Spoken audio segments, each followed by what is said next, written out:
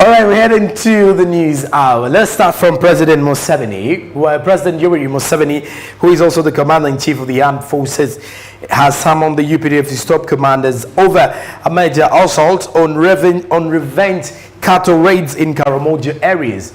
Museveni says the meeting for the top security commanders will decide the final solution to deal with the reemerging cattle raids in Karamoja that he said was packed off by Karamoja warrior who was recently released from prison after serving 10 years. Take a look at this report.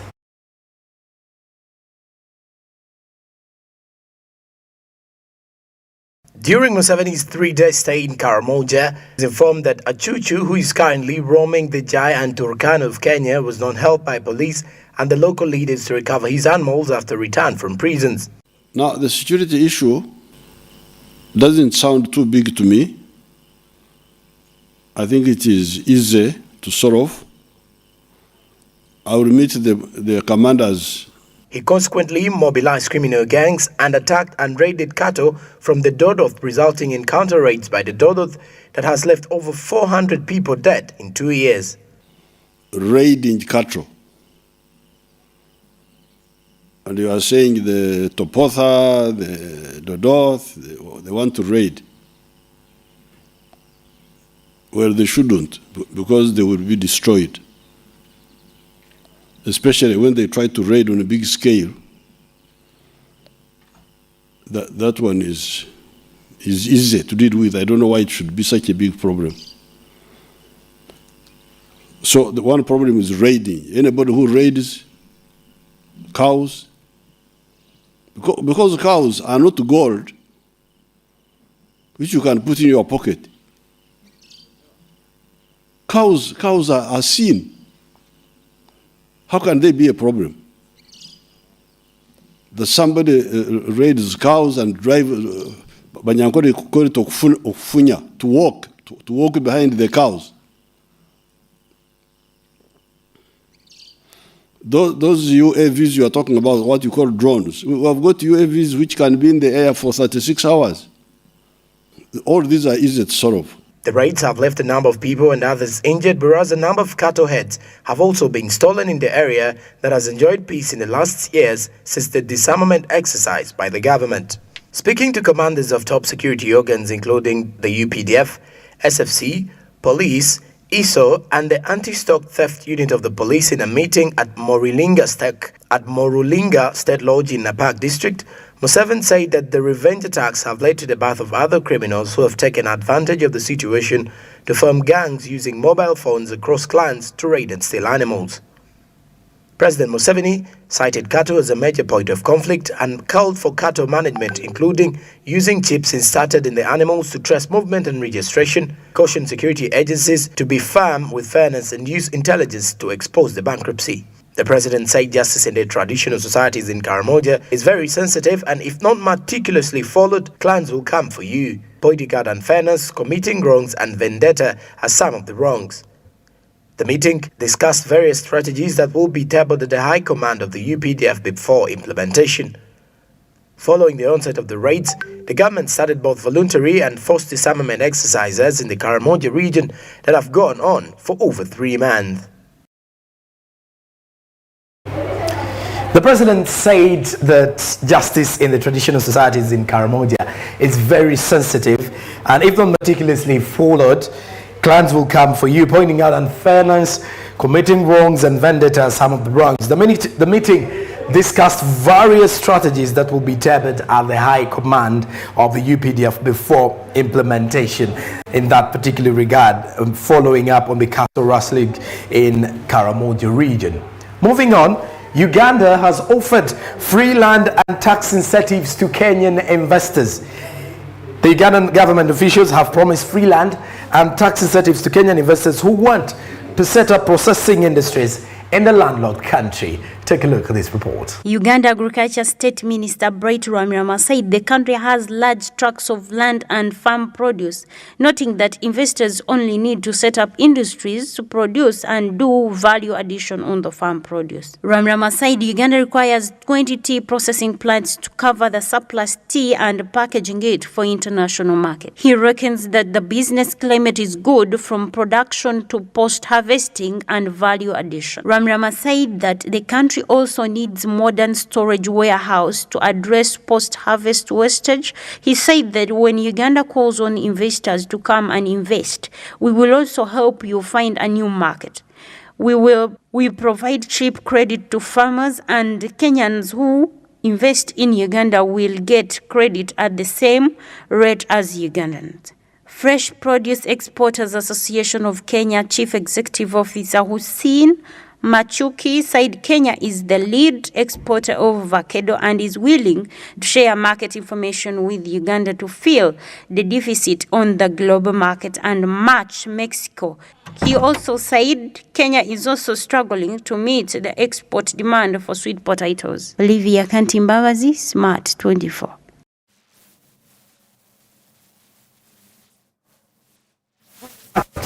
So clearly, be lending markets for the Kenyan investors. But I'm still worried of the fact that our investors are not being given these particular incentives, because if you're giving room for other investors, how about the investors in Uganda who are still having issues in regards to operating business in their own country?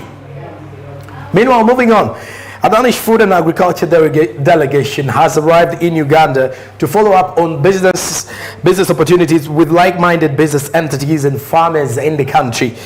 The Danish ambassador, Nicolai Hedberg Peterson, said they organize these visits regularly for Ugandans in the agriculture and food sector to get to know some of the leading companies in the world that are based in Denmark that add value to the food chain.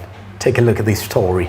The 3-day visit organized by the Danish Trade Council will see the delegation explore development cooperation in the agricultural sector, as well as understanding the dynamics of agriculture as a business in Uganda. The 5 companies visiting include Skov, a world leader in climate and farm management for animal production found in more than 50 countries, with specialty in ventilation and farm management for animal production. Force Analytics AD, a leading global provider of analytics for the food and agricultural industries whose analytics help optimize the use of food and agricultural resources. Robco, that manufactures equipment and accessories for production. Horse Agronomy, which provides advisory in agriculture and farm management. And Excoc, the manufacturers of high-quality milestones and tailor-made mailing systems equipment spanning decades of experience with grain handling and flour milling. The Danish ambassador, Nicolai Hedberg Peterson, say they organize these visits regularly for Ugandans in the agriculture and food sector to get to know some of the leading companies in the world that are based in Denmark that add value to the food chain. The delegation also plans to visit Uganda's head of state to further discuss agriculture and food technologies and further add value addition for economic growth of the country. A similar event was hosted in Uganda in October 2019. Joran Paul Sanko, Smart 24. All right, now the Danish thing of how to tap into the markets in Europe, and so and the delegation, the head of state to agriculture and is value addition for economic growth of the country. As have been offered 19 same situations, same goals. Agriculture, huge target to it. All right, Tanzania is set to host the East African Expo, as the will be hosted in Tanzania will be the ever East African Tourism Expo from the 9th of October to the 16th of October in the northern tourist city of Arusha. More of this report. Tanzania will host the first East African Regional Tourism Expo 2021 in October. Tourism Expo will be held in the northern tourist circuit of Arusha from October 9th to October 16th according to the statement from the East African Community headquarters. The East African Community Regional Tourism Expo 2021, which is the first of its kind to be held in the region, is aimed at promoting tourism attractions available in Tanzania, Kenya, Uganda, Rwanda, Burundi and South Sudan. Tanzania becomes the first country to host the East African Community Regional Tourism Expo, with the first 3 days devoted to exhibition and 4 days to conduct familiarization trips and tours to major attraction sites in mainland and Zanzibar. The expo will be held on a rotational basis among the East African Community member states, with this year's theme titled Promoting Resilient Tourism for Inclusive Socio-Economic Development. In July, East African Community Ministers for Wildlife and Tourism approved the East African Community Tourism Marketing Strategy for the 2021 to 2025 period. The strategy focuses on the establishment of the tourism exposition as a forum bringing state and non-state tourism actors to showcase the rich and diverse tourism attractions and investment opportunities in the region.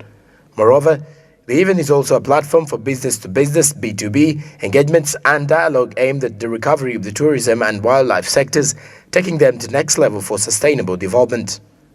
According to the United Nations Conference on Trade and Development report published on June 30th, the crash in international tourism due to the coronavirus pandemic could cause a loss of more than $4 trillion to the global GDP for the years 2020 and 2021. Tourism sector is one of the most important areas of cooperation for East African Community owing to its contribution to the economies of partner states in terms of GDP, which is about 10%, with export earnings 17% and jobs about 7%. The travel and tourism sector globally was affected by the COVID-19 pandemic more than any other economic sector. Tanzania offered to hold the Tourism Expo in Arusha after Burundi stated that it was not ready to host the Regional Tourism Expo for 2021. Burundi was supposed to be hosting the Regional Tourism Expo, the first ever tourism expo, for 2021. But because of failure to actually pull it off, Tanzania offered to hold the tourism expo in Arusha. I was almost calling it Russia. Tourism sectors in almost all the economies were one of the most important areas were affected greatly in the economies. And within according to the United Nations Conference on Trade and Development report that was published on 30th of June, the crash in international tourism due to the coronavirus pandemic could cause a loss of more than $4 trillion to the global for the years 2020 and 2021 respectively. And that is what it means. And if you look at the tourism expo, the East African Community Tourism Expo has a strategy that focuses on the establishment of the tourism exposition as a forum bringing state and non-state tourism actors to showcase the rich and diverse tourism attractions and investment opportunities in the region. Moreover, the event is also a platform for business-to-business B2B engagements and dialogue aimed at the recovery of the tourism and wildlife sectors, taking them to the next level of sustainable development. If we had to look into the situations of roughly trying to understand how the East African Community countries want to rejuvenate their economies and rejuvenating the tourism sectors, if I'm to remember, Kenya had a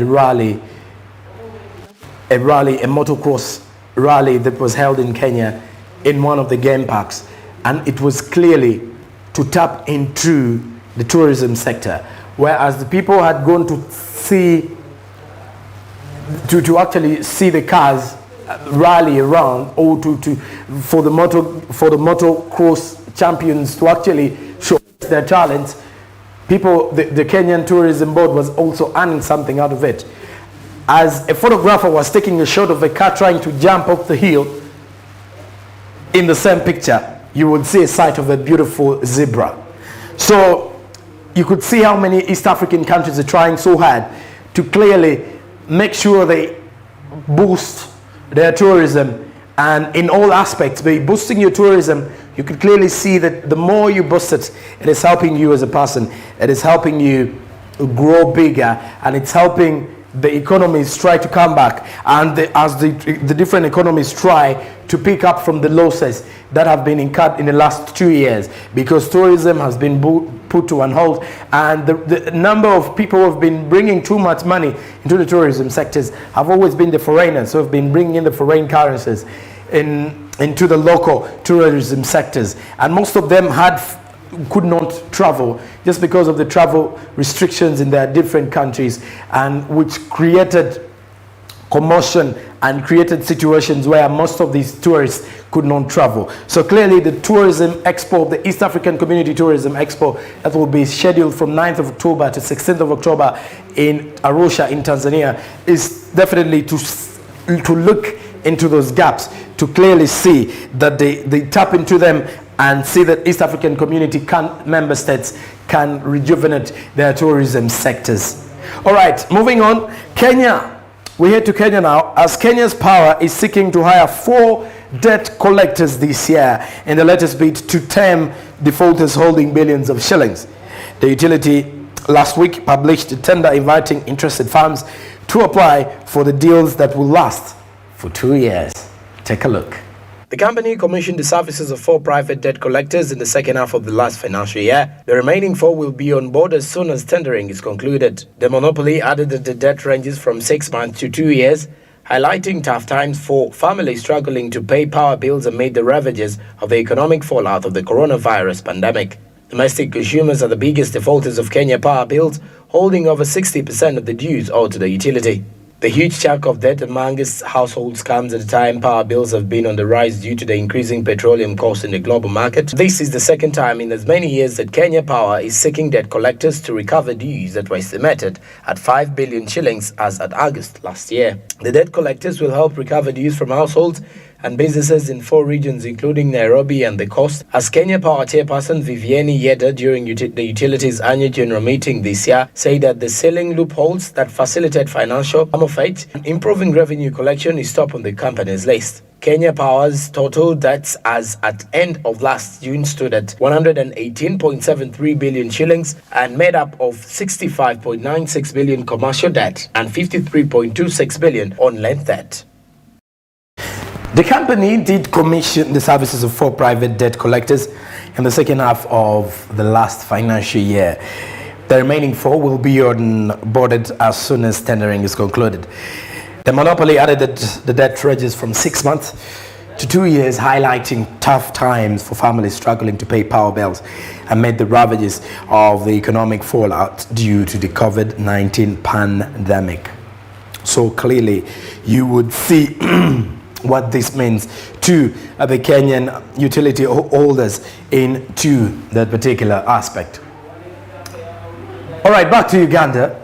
Farmers' lives have been changed through Uganda Breweries Limited Local Raw Material Program, which aims at promoting agriculture in the rural areas.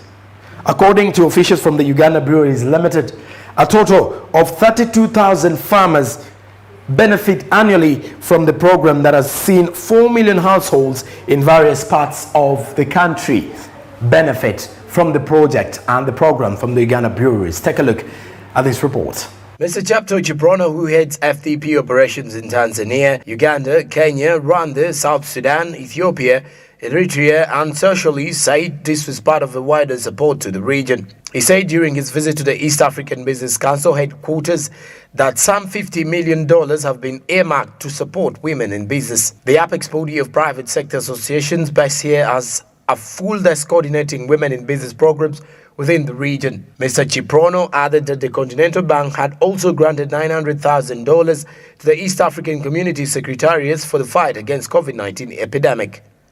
The Abidjan-based FDB is the main financer of the post of infrastructure development projects in the East African Community bloc within Tanzania. These include the 110-kilometer Arusha-Namanga Road, which extends to Athi River in Kenya, the 41-kilometer Arusha bypass, and the 14-kilometer Arusha-Tengeru Road. Plans are afoot for the proposed 110-kilometer Arusha-Holili highway, which would be widened to a 4-lane road to serve the increasing traffic. Mr. Chiprono commended Tanzania for ratifying the African Continent Free Trade Area Agreement and the East African Community Protocol on Sanitary and Phytosanitary measures. On his part, EABC Executive Director John Bosco said upgraded roads and other transport structures in the region have lowered the cost of doing business. Infrastructure development also has a spillover effects on trade and investments by facilitating the movement of people and goods. He pointed out that the infrastructure supports job creation and creates new business opportunities such as cross-border markets. During the meeting, AFDB and EABC agreed to amplify the socio-economic role of the private sector under the East African Community Regional Integration Strategy Program. These are said to be undertaken under the African Investment Forum, elimination of non-tariff barriers, financial integration, AFCFTA, climate change, 50 Million Women Speak project, and trade finance. The African Development Bank has earmarked $50 million for women business projects in the East African region. This was revealed this week by the regional director of the Continental Bank during his visit to the East African community and affiliated bodies in Arusha, as you've clearly been saying in the particular story. Mr. Chepto Chiprono, who heads the FDB operations in Tanzania, Uganda, Kenya, Rwanda, South Sudan, Ethiopia, Eritrea, and Seychelles, said this was part of a wider support to the region. He said during his visit to the East African Business Council head offices that some 15 million US have been earmarked to support women in business. The apex body of private sector associations based here has a full desk coordinating women in business programs within the region. According to Mr. Chiprono, he added that the Continental Bank had also granted $900,000 to the East African Community Secretariat to the fight against COVID-19 epidemic. The AFDP has its headquarters based in Abidjan and is set to host a full infrastructure development projects in the East African bloc. Within Tanzania, these include the 110-kilometer Arusha-Namanga road, which extends to Athi River in Kenya. Then there is the 41-kilometer Arusha bypass and 14-kilometer Arusha-Tengeru roads. Plans are also on foot for the proposed 110 Arusha-Holili highway, which would be widened to a 4-lane road to serve the increasing traffic. Mr. Kiprono commended Tanzania for ratifying the African Continental Free Trade Area Agreement and the East African Community Protocol on sanitary and sanitary measures. On his part, East African Community Business Council Executive Director John Bosco said upgraded roads and other transport structures in that particular aspect will help and lower the cost of doing business as well. And we will definitely see how this would be of an impact to the East African Community member states and other countries in Seychelles, Eritrea, and Ethiopia. That brings us to the end of our news hour this particular moment. We are heading into sport, but first, let's have a short break. When I return, sports in business, business in sports. We're talking money in terms of the sports aspect. I'm Joran Paul Sonko. Keep it SMB.